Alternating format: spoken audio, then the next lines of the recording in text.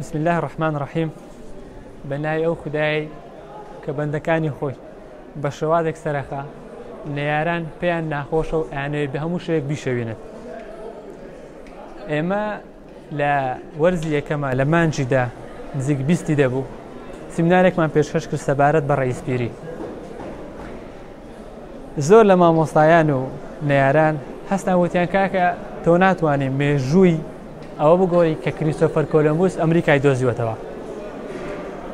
هەرچەندە بە شێوازێک ویستیان بەولادان بن بۆ ئەوەی بە هەر شوێک بێ سیمینارەکەیان نەکەم. بەڵام سوپاسی خۆیەکەم باوەڕێش جوان بەخۆ بوو کە ویستم هەر ئەگەر 5 دقەش بێ لە خزمەت قوتابیان قسە بکەم و پێیان بڵێم دۆزەرەوەی ئەمریکا کوردێکە بۆی بەلایانی کەم بتوانن وریان بەرز بێتەوە. ئێمە کە باسی دۆزەرەوەی ئەمریکاکەین بەڕێزان، دۆزینەوەی ئەمریکا شتێک نەبە بەدەستی کریستۆفەر کۆلۆمبوس. بۆچی؟ چونکە پێش ئەژدادی کریستۆفەر کۆلۆمبوس لە سەدەی 11 کابرایەک بە ناوی ئەبوڕی حامبارونی ئاماژەی بەهەبوونی قاری ئەمریکا داوە. بەڵام بەهۆی کەمی ئەو کاتی پێشکەوتنی وا بڵێن چۆنەڵی کەشتی شوالە یاخود بەلەم نەیتوانێت بگاتە ئەوێ، بەڵام تەنها لە کتێبەکەی خۆی ئاماژەی پێداوە. بەڵام دواتر لە ساڵی 1590ەکان بەولاوە کابرایەک بە ناوی ڕئیسپیری کە ناوی خۆی ئەحمەد مەحیەدین پیریە، ئەو کابرایە بەوە ناسراوە کە ئەمریکای دۆزیوەتەوە وە گرنگترین دەستکەوتیشی کردووە کە بۆ زانایەکی موسڵمانی کورد ڕئیسپیری وشەی پیری بۆ ئەو شوێنە دەگەرێتەوە کە تێ لەدایک بووە لەوە بۆمان دەردەکەوێت کە ئەوە ئەو زانایە خەڵکی ناوچەی پیرانە بە شانازی و باسی شوێنەی کردووە کە لێوە هاتووە کە کوردستانی باکوورە. وەش ڕئیسیش بۆ ئەوە دەگەڕێتەوە کە جەنەڕال بووە لەگەلە کەشتی عوسمانیەکان و شەڕی زۆری کردووە لە دژی پرتوگالیەکان لە سەردەمی عوسمانیەکانە. بەرزان لێرانە دوو هەدەف هەیە کە بستەلمێنێن ڕئیسپیری کووردە. یعنی ئێستا کێشە لەوەیان نییە کە ڕئیسپیری ئەمریکای دۆزیوەتەوە. گەورەترین کتێب کە بە ناوی 1001 داهێنەری کە لە پووری موسڵمانان کە گەورەترین کتێبە ئێستا باسی 1001 داهێنانی مێژووی موسڵمانانەکە، لەو کتێبەیە ئاماژە بەوە ئەدا کە ڕئیسپیری دۆزەرەوەی ئەمریکایە. یعنی ئەوە زۆر میمە. خۆی کتێبەکە مۆرچی ناشنال جۆگرافی پێوەیە کە ئەمە بەهای کتێبەکە دەرەخا. پێشەچی کتێبەکە شادادە شارلزی بەریتانی پێشەچی کتێبەکەی نووسیوە. لەو کتێبەیە لە خودی کتێبەکەیە دەڵێ ئاماژە بەوە ئەدا کە ڕئیسپیری دۆزەرەوەی ئەمریکایە. لە تورکیا لە وڵاتانی موسڵمانان ئەمە یەکجار بڕاوەتەوە کە بەڵێ بە تاکید ڕئیسپیری دۆزەرەوەی ئەمریکایە. بەس یازانن بەوەی چەند دەستکەوتێکی کردووە کە ئەیسلمێنێ ئەم کابرایە دۆزەرەوەی ئەمریکایە. یەک سەرەتا بە ئەو بناسێنن بۆ کریستۆفەر کۆلۆمبوس ناتوانێت وەکو دۆزەرەوەی ئەمریکا بناسرێ، چونکە کریستۆفەر کۆلۆمبوس دوو هەڵەی زەقی کردیە، دوو هەڵەی زەوەلاحی کردیە. یەکەم هەڵە ئەوە بووە کە سەفەرەکەی کریستۆفەر کۆلۆمبوس بۆ ئاسیا بووە، بۆ لای هیند ئاسیای بووە، بەڵام بەپێی ئینجیلی ئەو بەپێی باوەڕی ئەو کە ئاینی مەسیحیە پێیان وا بووە زەوی تەختە و لەلایەشتر لە ئینجیلا باسەکە ئەڵێ کاتێک ئیسا بەرز بەوە ئیسا هەموو زەوی لێ دیار بوو. ئەو بۆمان دەردەکەوێت کە لە ئینجیلا زەوی تەخت و بازنەیە. بۆیە ئەو کابرایە باوەڕی بووە بەس زەوی تەخت و بازنەیە، بۆیە کە چۆتە ئەمریکا وەی زانیوە هیندستانە، بۆیە هەڵە زەخەکەی ئێستاش ماوە. چی بە خەڵکەکەی وت؟ هینجە سوورەکان. بە خەڵکی ئەمریکاوت هینجە سوورەکان چکەوەی زانی هیندە. ئەوە یەک. ئەوە هەردوو هەڵەکانمان دەخ کردەوە. یەکەم وەی زانیە زەوی تەختە، دومیشیان وەی زانیوە ئێرە هیندستانە، بۆی ناوی ناوە هینجە سوورەکان ڕێد ئیندیانس. بەڵام ئەوەی کە ئەسلمێنێت ئەوەی کە ڕئیسپیری ئەسلمێنێت دۆزەرەوەی ئەمریکایە زۆر دەستکەوتن. دەستکەوتەکانی لێرەیە کاکبەرێز دەگەڵمانی. بۆ نمونە لێرانە ناوی خێلەکانی هیندە مەکسوچی ئەو کاتی نووسیوە کەەوە زۆر میمە کە ئەو خێلی مەکسیشی کە ئێستا پێ دەڵێن هیندە سوورەکان ئەو کاتی هەبوو لەوەیە ناوی ئەوان یەک بێکان نووسیوە زۆر میهم لە کتێبەکەی خۆی کتاب البەحری بوک ئۆف دە سی لەوەیان نووسیە. ناوی چیاکانی ڕووبارەکانی ئەمریکای دەستنیشان کردووە کەچی ئەوە ئەیسلمێن ئەو کابرایە دۆزەرەوە بووە کە بەدەک منیشتوا تۆمار کراوە لە مێژوو. زۆری سێەم جۆرەکانی ماسینا ئەو دەستنیشان کردووە کە کەچی ئەوە لە کاتی ڕئیسپیریە کە لە سەدەی 15ەیە یاخود لە سەدەی 16ەیە دەگمەن بۆ پیاوی بتوانێت ئەوە لە بکات.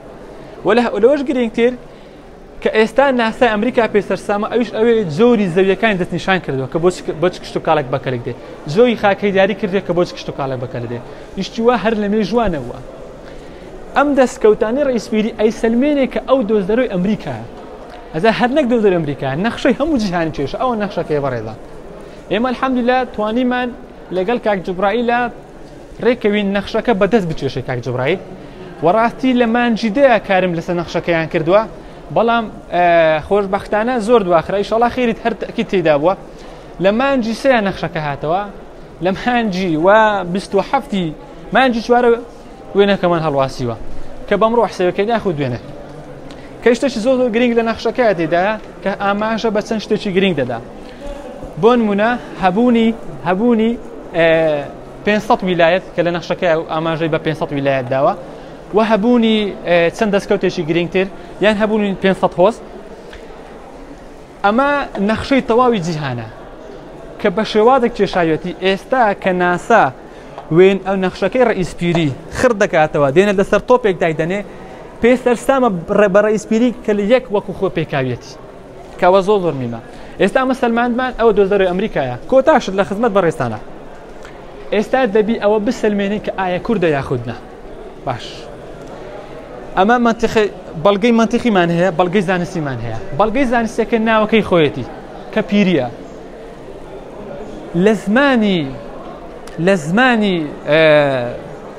لە زمانی تورکیا پیری هیچ مانایەک نابەخشێت، بەڵکو پیری دەگەڕێتەوە بۆ کورد و بۆ فارس. لە سەردەمی عوسمانیەکان ژیاوە ئەو کابرایە. ئێستا عوسمانەکان پەیکەریان بۆ داداشیوە، ئەوەی ئێستا تورکیا پەیکەری بۆ داداشیوە، ڕۆژنامەوانی بە ناوی کردووە، هەتا بگرە کەشتێکی گەورەی بە ناوی ڕئیسپیری ناوناوە. عوسمانەکان دەڵێن تورکە، بەڵام بۆ ئەوەی ئەو قسەیان بە درۆ بخەینەوە دوو بەڵگەی منتیقی و زانستیمان هەیە. بەڵگەی یەکەم ئەو کابرایە وشەی پیری لە ناو تورکە هەر باو نەبووە، یعنی پیری هیچ مانایەک نابەخشێت ناو تورکە، بەڵکو تەنها لە ناو فارس و لە ناو کوردانە وشەی پیری مانای هەیە. ئەوەی کە گرنگە بزاندرێت فارس لێرە ئەسەلمێنێت کە ئەو کابرایە کووردە بەمەرجێک فارس بە هیچ شێوەیەک لە سەردەمی عوسمانیەکانە نەژیایە، یعنی لە ناو حەزارەت و ئیمپراتۆرەتی عوسمانیەکانە نەژیایە. بۆچی؟ چونکە ئەو کاتی فارس دژە مەزهەب وە لەگەڵ عوسمانیەکانە. عوسمانیەکان و فارس کە ئیمپراتۆری عوسمانیەکان لەگەڵ فارس کە شیعە و سوننە بوون، ئەو دوانە شەڕیان کردووە. شیعە و سوننە لەو کاتەیە شەڕیان کردووە کە ئەمە وای کردووە بە هیچ شێوەیەک فارسەکان بە حکمی ئەوەی مەزهەبیان جیاوازە وای کردو بە هیچ شێوەیەک لە ناو وڵاتانی تورکانیان نەژین، چونکە ئەمە بەڵگەیەکی گەورەیە بە حکمی ئەوەی مەزهەبیان جیاوازە، ئەوان شیعەن ئەوان سوننەنە. وای کردووە ئەو دژە مەزهەبیە یاخود ئەو شەڕێکە لە نێوان فارس و عوسمانیەکانیان ڕوویدا، وای کردووە نزیکیەک نەکەونەوە، واتە بەیشێک فارس لە ناو دەسەڵاتی عوسمانیان نەژیاوە، بەڵام کورد بە دەرەجە یەک لە سەردەمی عوسمانەکانیان ژیاون. کوردی زۆرمان هەیە کە لە سەردەمی عوسمانەکانە ژیاون، وەکو ئاماژەم پێدا بە زۆر لێکێک لەوان هەر لە سمنارەکەش ئاماژەم بە ئیسماعیل ئەلجەزیریدا و زۆربەی هەرە زۆری زاناکان کە زۆر لە منتیقەی کوردی باکورد کە کوردی تورکیایە سەریان هەڵداوە. ئێستا بەڵگەی دووەم کە ئیسەلمێنێ ئەو کابرایە کووردە ناوەکەیەتی، هاوەکوهی ئاماژەم پێدایە بە شانازیەوە باسی ئەو شوێنەی کردووە کە لێوە هاتووە چێندەرە پیری، کەواتە بۆمان دەردەکەوێت ئەو کابرا خەڵکی شوێنی شێخ سەعیدی پیرانە. کۆتا قسە لە خزمەت بەڕێستان زیاتر درێژەی پێ نەدەم. ئێمە بەڵگەی زانستیمان خستە ڕوو، بەڵگەی عەقڵیشمان خستە ڕوو. کەسێک کە مەبەستی بی باوەڕ بێنێت یاخود باوەڕ کە ڕئیسپیری دۆزدەرۆی ئەمریکایە، بەڵگەکانمان لەکنن بە کتێب و بە نامیلکە و بە ئەنواح وێبسایت ئەسەلمێنێ ئەو دۆزدەرۆی ئەمریکایە. بە بەڵگەی عاقلیش و بۆ بەڵگەی زانستیش سەلمانمان کە کووردە. ئەگەر کەسێک بیەوێت باوەڕ بکە بەخوا بەڵگەکانی لەبەردەمە، بەڵام کەسێک کە مەبەستی نییە نیازی نییە باوەڕ بکە، بەخوای ڕئیسپیری لە بق قەبریازین دیکەینەوە بڵێن کاکە دوو کردی بڵێ بڵێن لە کابرای پرسنەوەی کاکە ئەوتە کووردە لە وەڵاوە خەونە درۆی خوڕافیاتەم باوەڕ بۆ شتانە نییە.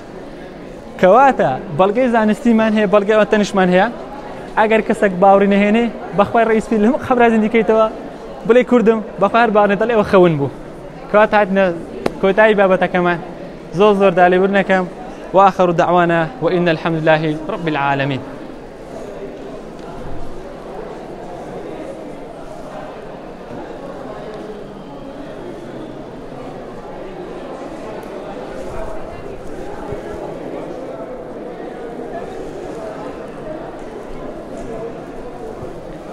Hoş, olmaz. Ders hoş.